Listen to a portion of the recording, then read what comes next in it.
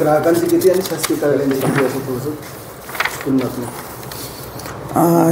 जिल्ह्यात बुलढाणा जिल्ह्यामध्ये एकूण 5 लाख RCI जे ग्राहक आहेत, म्हणजे घरगुती औद्योगिक आणि वाणिज्य ग्राहकांची संख्या 5 लाख आहे आणि या 5 लाख ग्राहकांकडे साधारणतः 118 कोटी रुपये आपले चालू थकबाकी जी आहे ती आहे.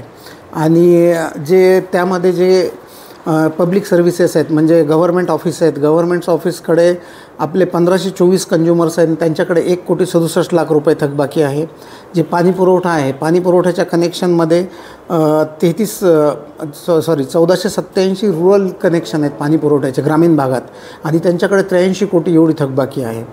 जे शहरी पाणी पुरवठा आहे ते 33 कनेक्शन आहे आणि 33 कनेक्शनमध्ये 8,81,00,000 रुपये थकबाकी आहे. अशी एकूण जिल्ह्याची 381 कोटी रुपये थकबाकी आहे.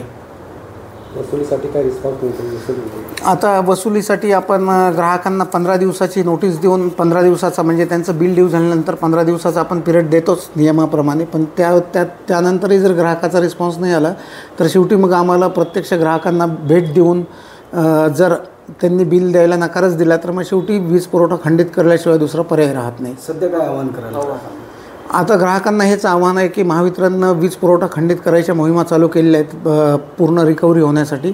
त्यामुळे प्रत्येक ग्राहकाने त्याच्याकडे जी असलेली थकबाकी आहे ती वेळेत भरावी व महावितरणला सहकार्य करावं.